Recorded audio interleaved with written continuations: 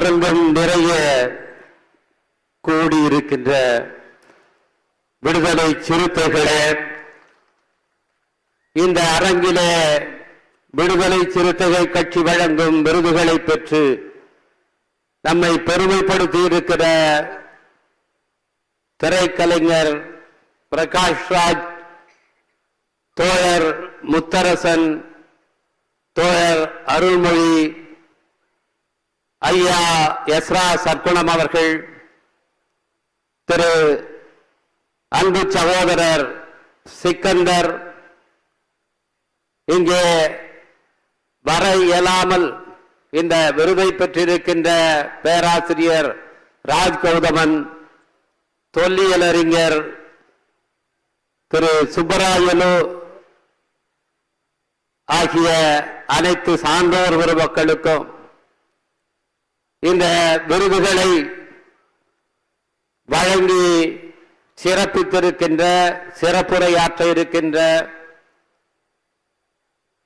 நமது தலைவர் எழுச்சி தமிழர் அவர்களுக்கும், இந்த நிகழ்விலே வரவேற்புரையாற்றி சிறப்பித்த கட்சியுடைய பொதுச் செயலாளர், சட்டமன்ற குழு தலைவர் தோழர் சிந்தனை செல்வன், சட்டமன்ற உறுப்பினர்கள் தோழர்கள் எஸ் பாலாஜி, ஆளூர் ஷானவாஸ், பனையூர் பாபு உள்ளிட்ட தோழர்களுக்கும், இங்கே வருகின்ற சிறப்பித்துக் கொண்டிருக்கின்ற கட்சியினுடைய மூத்த நிர்வாகிகள் தோழர் பாவரசு, வன்னியரசு உள்ளிட்ட அனைத்து தோழர்களுக்கும் என்னுடைய பணிவார்ந்த வணக்கத்தை தெரிவித்துக் கொள்கின்றேன். இந்த விருது எப்படி துவங்கியது என்கின்ற ஒரு சிறிய செய்தியை உங்களோடு பகிர்ந்து கொள்ள விரும்புகின்றேன். 2007ஆம் ஆண்டு அன்றைக்கு தமிழ்நாடு முதலமைச்சராக இருந்த முத்தமிழறிஞர் கலைஞர் அவர்கள் நம்முடைய தலைவர் எழுச்சி தமிழர் அவர்களுக்கு புரட்சியாளர் அம்பேத்கர் அவர்கள் பெயரிலான விருதை அறிவித்தார். அந்த அறிவிப்பு வந்தவுடன் அவரிடத்திலே நன்றி சொல்வதற்காக தலைவர் அவர்கள் சென்றார்கள். நானும் உடன் சென்றிருந்தேன். அப்போது முத்தமிழறிஞர் கலைஞர் அவர்களுக்கு நன்றி சொல்லிவிட்டு தலைவர் ஒரு கருத்தை தெரிவித்தார். புரட்சியாளர் அம்பேத்கர் அவர்கள் பெயரிலான இந்த விருதை எனக்கு வழங்குவதை விட தலித் அல்லாத சான்றோர் பெருமக்கள், இந்த மக்களுக்காக சமத்துவத்துக்காக பாடாற்றுகிறவர்கள், அவர்களுக்கு வழங்கினால் அது சிறப்பாக இருக்கும் என்று குறிப்பிட்டார்கள். அப்பொழுது முத்தமிழறிஞர் கலைஞர் அவர்கள், இந்த ஆண்டு நீங்கள் பெற்றுக் கொள்ளுங்கள், பிறகு உங்கள் கோரிக்கையை ஆலோசனையை பரிசீலிக்கிறேன் என்று சொன்னார். அந்த ஆண்டு நம்முடைய தலைவருக்கு ஜனவரி மாதத்திலே அந்த விருது வழங்கப்பட்டது. அப்பொழுது தலைவர் ஒரு முடிவை சொன்னார். ஏன் அரசாங்கத்திடம் நாம் கோரிக்கை வைக்க வேண்டும், நாமே அந்த விருதை வழங்குவோம் என்று முடிவெடுத்தார். முதலிலே புரட்சியாளர் அம்பேத்கர் பெயரிலான விருது மட்டும்தான் வழங்குவது என்று முடிவெடுக்கப்பட்டு 2007ஆம் ஆண்டிலே பேராசிரியர் கல்யாணி அவர்களுக்கு முதல் விருது வழங்கப்பட்டது. அதற்கு பிறகு இந்த விருதுகளின் எண்ணிக்கை ஒவ்வொருவரும் இப்பொழுது அன்புக்குரிய அருள்மொழி அவர்கள் சொன்னது போல பல ஆலோசனைகளை சொல்ல சொல்ல அந்த எண்ணிக்கை கூடிக்கொண்டே போனது. நானும் என் பங்குக்கு அயோத்திதாசர் பெயரிலே விருது வழங்கு என்ற ஒரு கோரிக்கையை வைத்து அதையும் அதில் சேர்த்து விட்டேன். இன்றைக்கு 7 விருதுகள் வழங்கப்படுகின்றன. அருள்மொழி அவர்கள் சொன்ன கருத்தை நாங்களே பல முறை விவாதித்து இருக்கின்றோம். பெண்களுடைய உரிமைகளுக்காக தன்னுடைய சட்ட அமைச்சர் பதவியை துறந்தார் புரட்சியாளர் அம்பேத்கர் அவர்கள். பெண் ஏன் அடிமையானா என்ற பெண்டியத்தினுடைய கொள்கை பிரகடனத்தை எழுதி வெளியிட்டார் பகுத்தறிவு பகலவன் தந்தை பெரியார் அவர்கள். அவர்கள் பெயராலே விருதுகள் அளிக்கப்படுகிறது. என்றாலும் கூட பெண்களை நேரடியாக நீங்கள் அதனால் கௌரவித்தீர்கள் என்று நாங்கள் கருத மாட்டோம் என்று இன்றைக்கு அருள்மொழி அவர்கள் சொல்கிறார்கள். அது ஏற்கத்தக்க உண்மை. ஒவ்வொரு ஆண்டும் பெண்களுக்கு விருதுகள் வழங்கப்படுகின்றன என்றாலும் பெண்களின் பெயராலும் அந்த விருதுகள் வழங்கப்பட வேண்டும் என்ற அந்த கோரிக்கை ஒரு சனநாயக கோரிக்கை. இன்றைக்கு இந்தியாவிலே விடுதலை சிறுத்தைகள் கட்சி ஒரு மிகப்பெரிய கட்சியாக இல்லாமல் இருக்கலாம். ஆனால் பல கட்சிகளுக்கு வழிகாட்டுகிற முன்னுதாரணத்தை படைக்கிற கட்சியாக இந்த கட்சி இருக்கிறது என்பதை நான் பெருமையோடு இங்கே சொல்லிக் கொள்ள விரும்புகின்றேன். இன்றைக்கு கட்சியினுடைய மாவட்ட செயலாளர்கள் பொறுப்புகள் புதிதாக நியமிக்கப்பட்டன. தலைவர் எழுச்சி தமிழர் அவர்கள் முதலிலே மாவட்ட செயலாளர் பொறுப்பில் பெண்களுக்கு இடஒதுக்கீட்டை அளித்து இன்றைக்கு 10% அவர்களுக்கு அதுவே வழங்கி அது போதுமானதல்ல, 50 விழுக்காடு அவர்களுக்கு வழங்க வேண்டும். ஆனால் துவக்கமாக இன்றைக்கு இந்தியாவிலேயே பெண்களுக்கு மாவட்ட செயலாளர் பொறுப்பிலே இடஒதுக்கீட்டை பெண்களுக்கு வழங்குகிற ஒரே கட்சி விடுதலை சிறுத்தைகள் கட்சி என்பதை நான் பெருமையோடு சொல்லிக் கொள்கின்றேன். அந்த முடிவை எடுத்து அதை செயல்படுத்தி காட்டியவர் நம்முடைய தலைவர் எழுச்சி தமிழர் அவர்கள். நிச்சயமாக இந்த கோரிக்கையையும் பரிசீலிப்பார் என்று நான் திடமாக நம்புகின்றேன். அன்புக்குரியவர்களே, ஏன் தலித் அல்லாதவருக்கு புரட்சியாளர் அம்பேத்கர் பெயரில் விருதளிக்க வேண்டும் என்ற கேள்வி முக்கியமானது. புரட்சியாளர் அம்பேத்கர் அவர்கள் தன்னுடைய சட்ட அமைச்சர் பதவியை துறந்துவிட்டு 1954 ஆண்டிலே மாநிலங்களவை உறுப்பினராக தொடர்ந்து கொண்டிருந்த நேரத்தில் ஒரு சட்டம் வந்தது, தீண்டாமை தொடர்பாக இயற்றப்பட்ட சட்டம். அதிலே பேசுகிற நேரத்தில் அம்பேத்கர் சொன்னார், அரசமைப்பு சட்டத்துடைய பிரிவு 13 வந்ததற்கு பிறகு சமத்துவம் என்பது நிலைநாட்டப்பட்டிருக்கிறது.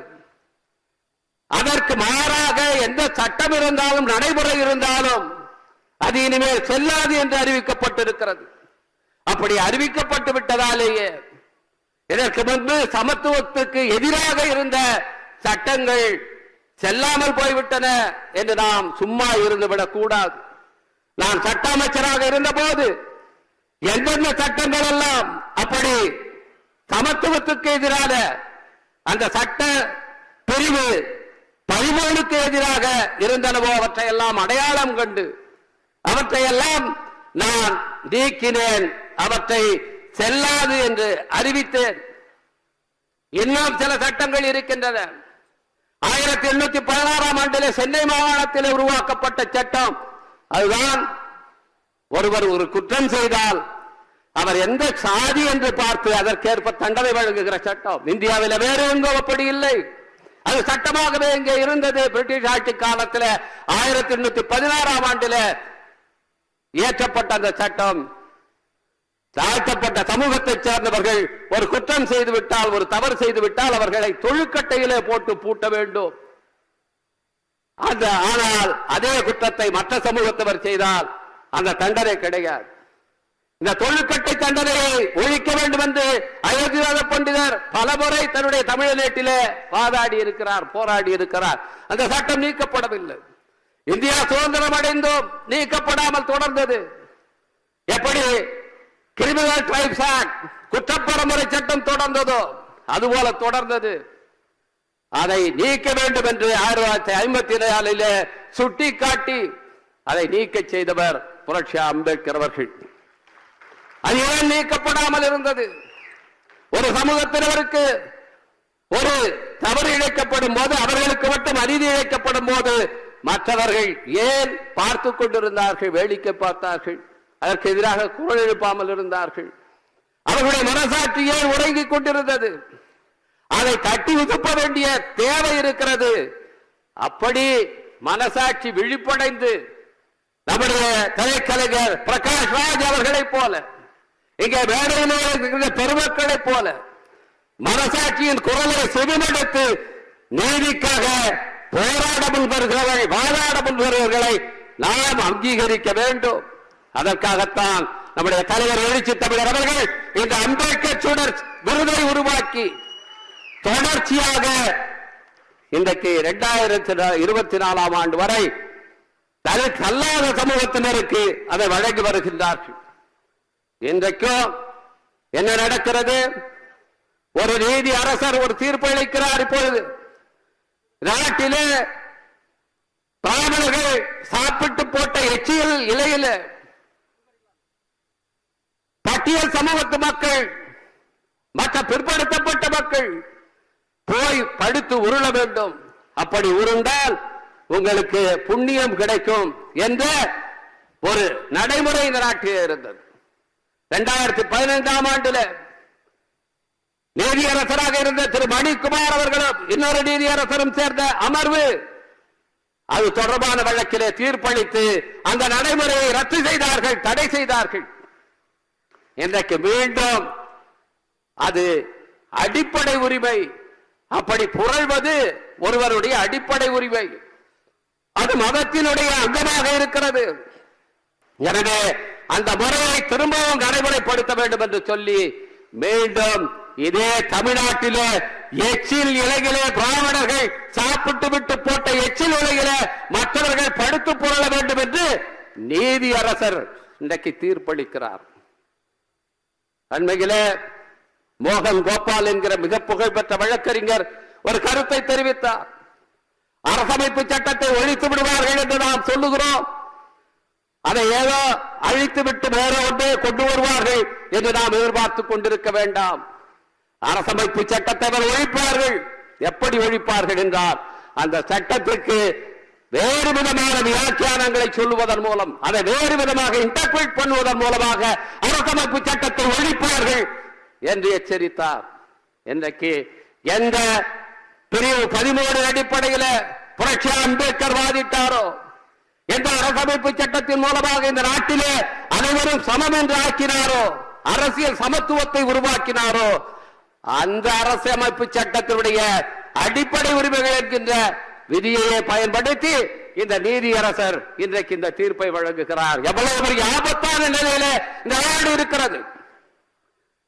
இன்றைக்கு ஏன் இதை எதிர்த்து ஒரு பொது சமூகம் கொதித்தெழவில்லை? தமிழ் சமூகம் சனாதனத்துக்கு எதிரானது, சமூக நீதிக்கானது என்றெல்லாம் பெருமை பேசுகிறதாம். இதை மனசாட்சியோடு எண்ணி பார்க்க வேண்டியவர்களாக இருக்கின்றோம். அத்தகைய மனசாட்சி கொண்டவர்கள் தான் இன்றைக்கு இருக்கிறார்கள். இதை எதிர்த்து குரல் கொடுத்திருக்கிறார் நம்முடைய ஆசிரியர் ஐயா அவர்கள்.